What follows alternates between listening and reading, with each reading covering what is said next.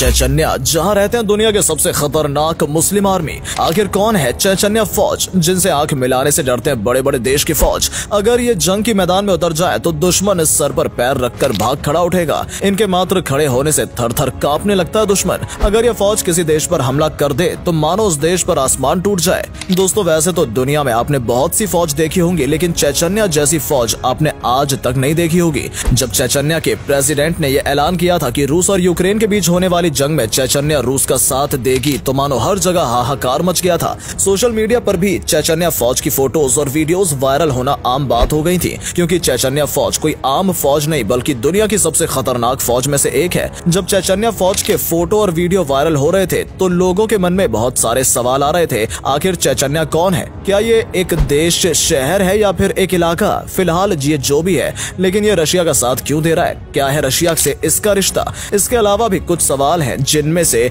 एक ये है कि चेचन लोगों का इतिहास क्या है। आखिर ऐसा क्या हुआ कि इसे दुनिया के सबसे खतरनाक फौज माना जाता है? तो चलिए आज की वीडियो में हम इन्हीं सारे सवालों का जवाब ढूंढने की कोशिश करते हैं। सबसे पहले तो आप ये जान लें कि चेचन्या कोई देश नहीं है, बल्कि ये रशिया का ही एक राज्य माना जाता है। वो बात अलग है कि रशिया ने काफी हद तक इसको एक देश की तरह आजादी दे रखी है। यही वजह है कि चेचन्या का खुद का ही एक प्रेसिडेंट है, जिसका नाम रमजान कैडिरोव है। मगर दोस्तों, ये बात सुनकर आपको बड़ी हैरानी होगी कि जिस रशिया के लिए आज चेचन लोग जंग लड़ रहे हैं, आज से कुछ साल पहले ही वही रशिया चेचन लोगों का सबसे बड़ा दुश्मन था। और चेचन लोगों ने इसे रशिया से 1, 2, 10 या 20 साल नहीं बल्कि लगभग 75 से 80 सालों तक लगातार जंग की थी। शायद इसी जंग की वजह से आज चेचन लोग पूरी दुनिया में मशहूर हैं, क्योंकि उस समय रशिया एक बड़ी सुपर पावर हुआ करती थी, तो वहीं चेचन्या में थोड़े से होशियार और लड़ाकू हुआ करते थे। लेकिन अपने से हद से ज्यादा बड़े दुश्मन से इन्होंने कभी हार नहीं मानी और कभी भी उनके सामने हथियार नहीं डाले। तो चलिए इतिहास के पन्ने को पलटते हुए इस कहानी को और भी गहराई से समझने की कोशिश करते हैं। दरअसल दोस्तों, आज के दौर में जहाँ पर रशिया, यूक्रेन या और भी छोटे छोटे देश मौजूद हैं,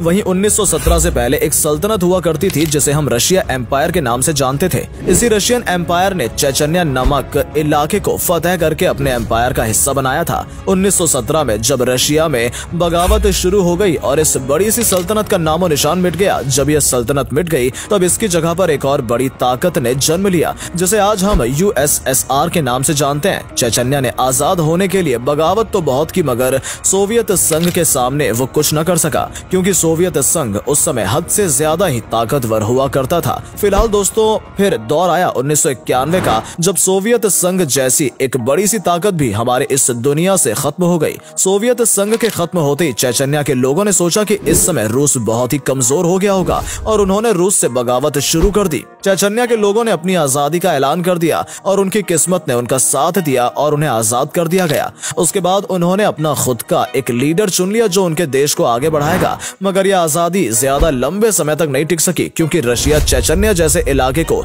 अपने हाथ में जाने से नहीं रोक सकता था। फिर 1994 में रूस ने एक सेना की टुकड़ी को चेचन्या भेज दिया और जिसमें लाखों लोगों की जान चली गई। तभी 1996 रशिया को ये एहसास हुआ कि वो चेचन्या को हरा नहीं सकते, तो रशिया ने सीज फायर का ऐलान कर दिया, जिससे चेचन्या फिर से आजाद हो गया। लेकिन ये आजादी चेचन्या के लोगों के नसीब नहीं हुई, क्योंकि चेचन्या में छोटे छोटे ग्रुप आपस में ही लड़ाई करना शुरू कर चुके थे। इतना ही नहीं, चेचन्या के लोग इन छोटे छोटे ग्रुप से परेशान थे। तभी 1999 में फिर से रशिया ने चेचन्या पर हमला कर दिया और इस तरह से फिर से चेचन्या और रशिया के बीच युद्ध शुरू हो गया। मगर दोस्तों, जिस समय रूस और चेचन्या के बीच युद्ध चल रहा था, उस समय रूस का भी हाल बदल गया था और रूस में एक नए लीडर की एंट्री हो गई थी। वही लीडर जिसको आज हम व्लादिमीर पुतिन के नाम से जानते हैं। इसी के साथ ये पुतिन की पहली जंग थी। इसी वजह से पुतिन ने सख्ती दिखाई और बोला चाहे जो हो जाए, अब चेचन्या रशिया के कंट्रोल में रहेगा। इसी वजह से पुतिन ने चेचन्या की तख्ता पलट करवाकर एक नए लीडर को बैठा दिया और वो लीडर रशिया के अंडर में ही काम करेगा। पुतिन ने जिस लीडर को चेचन्या पर बिठाया उसका नाम अहमद कैडरॉय था। अहमद कैडरॉय के चेचन्या को चलाने के बाद भी चेचन्या में कुछ गुट अभी भी हमला करते थे।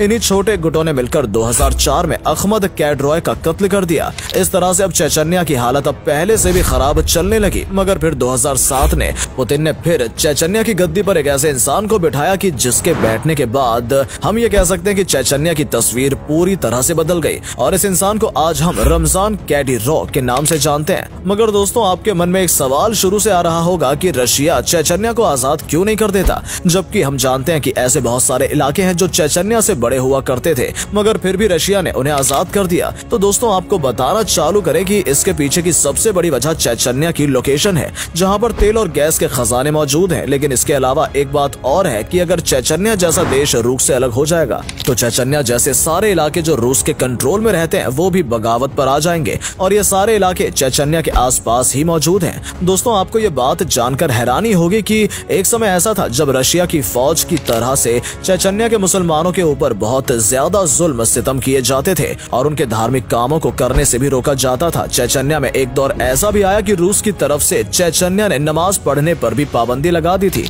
मगर वो दौर बदल गया। आज के समय में चेचन्या के लोगों को किसी भी धार्मिक काम करने से नहीं रोका जाता। अब जो भी वो चाहे बड़ी ही आसानी से कर सकते हैं। आज के दौर में चेचन्या में बड़े ही खूबसूरत मस्जिद बनाई जा रही हैं, जो दुनिया के सबसे खूबसूरत मस्जिदों में से एक है। फिलहाल बात करें चेचन्या के एरिया की तो इसका टोटल एरिया 17,300 किलोमीटर स्क्वायर के करीब है और इसकी आबादी 14 लाख के करीब है। चेचन्या अपने नेचर की वजह से पूरी दुनिया में मशहूर है, क्योंकि यहाँ के पहाड़ और नदियां हद से ज्यादा खूबसूरत हैं, जो दुनिया भर के लोगों को चेचन्या घूमने को मजबूर करते हैं। चेचन्या के हद से ज्यादा ताकतवर और होशियारी रूस की एक बड़ी कमजोरी मानी जाती है, क्योंकि रूस इस बड़ी सी फौज को खोना नहीं चाहता। तो दोस्तों आज की वीडियो में बस इतना ही। अगर आपको वीडियो पसंद आई हो तो वीडियो को अपने दोस्तों के साथ शेयर करें और इस वीडियो के रोचक तथ्यों को आगे बढ़ाएं, जिससे इस तरह की वीडियो को हम आपके लिए हमेशा लेकर आते रहें।